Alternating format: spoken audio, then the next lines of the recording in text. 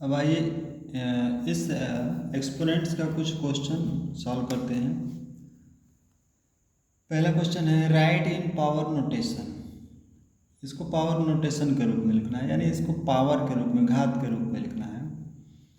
Number same रहेगा, one A by B, A by B, A by B, A by B, वो जो number है वही सभी जगह है, चारों जगह। 5 5 5 ऊपर, 7 7 7 नीचे। अब इसको 5/7 लिख देंगे और इसको काउंट करेंगे कितने टाइम्स आया, 1 2 3 4, तो इसके पूरे के पावर 4 लिख देंगे। इसका आंसर हो गया 5/7 टू द पावर 4।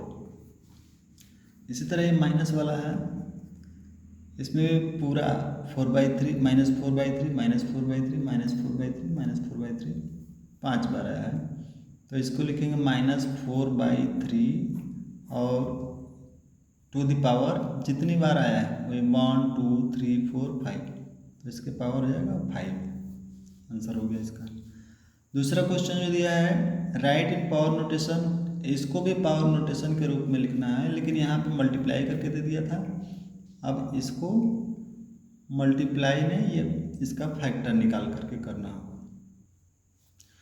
तो इस क्वेश्चन में दिया हुआ है राइट इन पावर नोटेशन, इसको भी पावर नोटेशन के रूप में लिखना है, लेकिन यहाँ पे मल्टीप्लाई करके नहीं दिया गया है इस तरह से, बल्कि इसको फ्रैक्शन में केवल एक ही नंबर में दे दिया गया है। तो इसका हमें पहले फैक्टर निकालना पड़ेगा, तो 25 का हम फैक्टर निकालेंगे और 36 का भी निकालेंगे। 25 5 से डिवाइड होगा 5 टाइम्स में, और फिर 5 से डिवाइड होगा 1। इसको 2 से डिवाइड करेंगे, आएगा 18, फिर से 2 से कटेगा ये 9, 3 से जाएगा 3, और फिर 3 से जाएगा 1, यानी इसका फैक्टर हो गया 5 × 5, और इसका हो गया 2 × 2 × 3 × 3। अब इसको पेयर के रूप में लेना है, यानी ऊपर वाले का नंबर जो है वो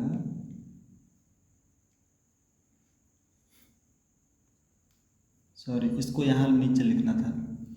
तो 2 नंबर का पेयर इसमें बन रहा है, तो ये इसको भी 2 ही नंबर में पेयर में बना देंगे, जोड़े में बना देंगे, यानी 2 × 3 कर देंगे, एक पेयर हो जाएगा, और 2 × 3 कर देंगे, एक पेयर, 6 × 6, तो इसका हो जाएगा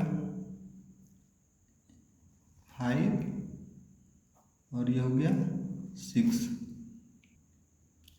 5 कितनी बार आया है, 2 टाइम्स आया है, और 6 कितने टाइम्स में आएगा, 2 बार, क्योंकि 2 × 3 करेंगे 6, और फिर 2 × 3 करेंगे 6, तो 6 × 6 ये हो गया 2 बार, और 5 भी 2 बार, यानी इसके पावर 2 हो जाएगा।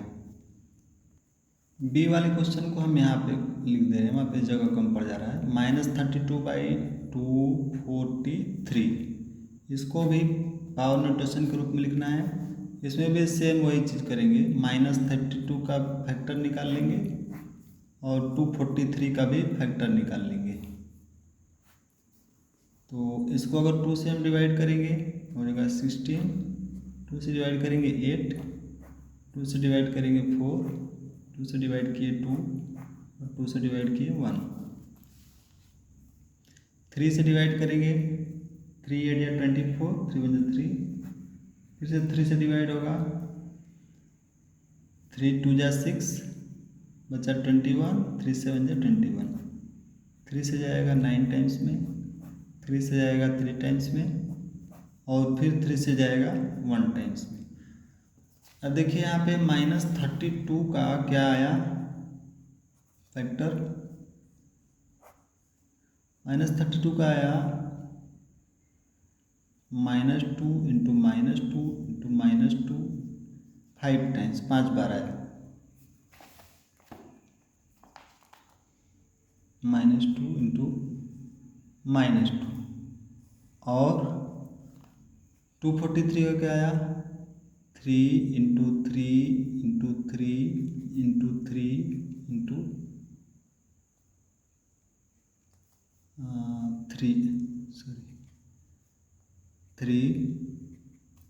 1 2 3 4 5 1 2 3 4 5, ये भी 5 टाइम्स, ये भी 5 टाइम्स, दोनों सेम होना चाहिए, बराबर आना चाहिए।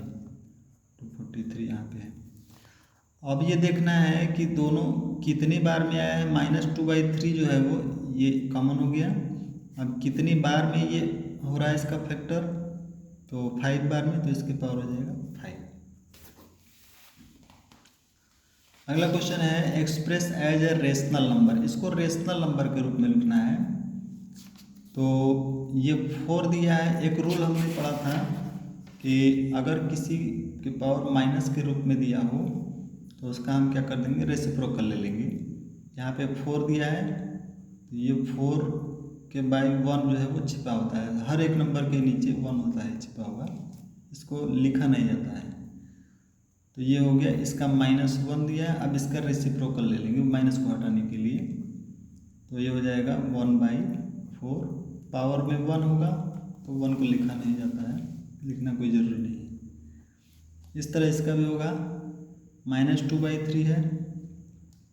अब इस माइनस को हटाने के लिए अब इसका रेसिप्रोकल ले लेंगे, तो ये हो जाएगा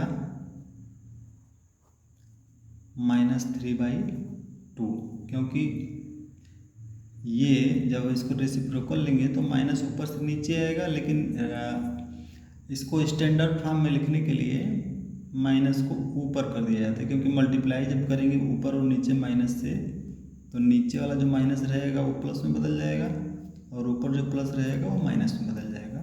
इस तरह से हमारा आंसर ये आ जाएगा -3/2। इसका आंसर हो गया 1/4।